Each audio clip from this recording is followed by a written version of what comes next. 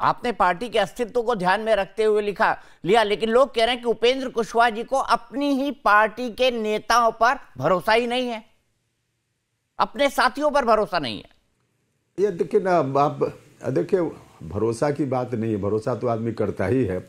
हमारी पार्टी में 6 को हमने टिकट दिया, तो एक ही मेरे परिवार से, एक उम्मीदवार मेरे परिवार से था, मेरी धर्मपत्नी थी, बाकी 5 का 5 तो दूसरे ही मेरे परिवार के लोग नहीं थे। तो ऐसा नहीं है कि भरोसा नहीं है, भरोसा तो है ही, लेकिन आप एक नहीं अनेक उदाहरण है।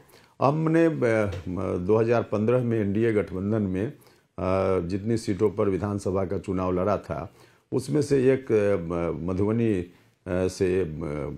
के एक क्षेत्र हरलाखी से एक ऐसे व्यक्ति को हमने उम्मीदवार बनाया जिनकी जीत हुई, लेकिन शपथ ग्रहण के बाद ही, शपथ ग्रहण के थोड़ा पहले ही दुर्भाग्य ऐसा हुआ कि बेचारे उनका निधन हो गया। उसके बाद जिस व्यक्ति को हमने टिकट दिया, उनका सुपुत्र, अब सुनेंगे तो उनको परेशानी होगी, लेकिन सीधे तौर पर कहा जाए तो मैंने उंगली पकड़कर राजनीति में उनको विधायक बनाने का काम किया।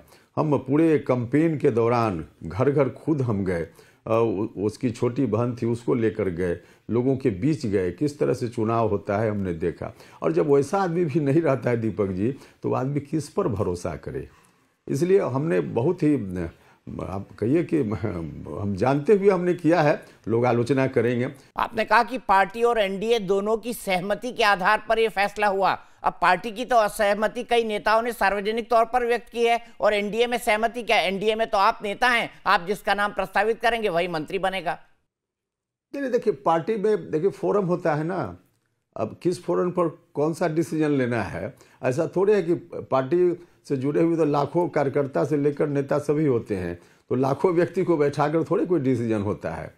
अब उस तरह से कोई व्यक्ति इधर उधर कोई बोल रहा होगा, लेकिन जो उचित फोरम है, उस फोरम पर जहाँ डिसीजन लेना था हमने लिया है, वहाँ सर्वसम्मति है, वहाँ कोई दिक्कत नहीं है। 100% सब लोगों की सहमति से, आम सहमति से यह डिसीजन हुआ है। आपने कहा आम सहमति से डिसीजन हुआ है, लेकिन कभी आपके मन में ख्याल आया कि दीपक प्रकाश जो एमएलसी भी नहीं है, जो एमएलए भी नहीं है, अगर मैं उनको मंत्री बनाऊंगा तो मेरे बारे में लोग क्या सोचेंगे, ये राजनीति में और पब्लिक परसेप्शन में बड़ी समस्या होती है। और मैं जितना आपको जानता हूं, मैं ये कह सकता हूं कि आपने जरूर एक ना एक बार तो सोचा होगा कि लोग क्या सोचेंगे। क्या था आपके मन में तब?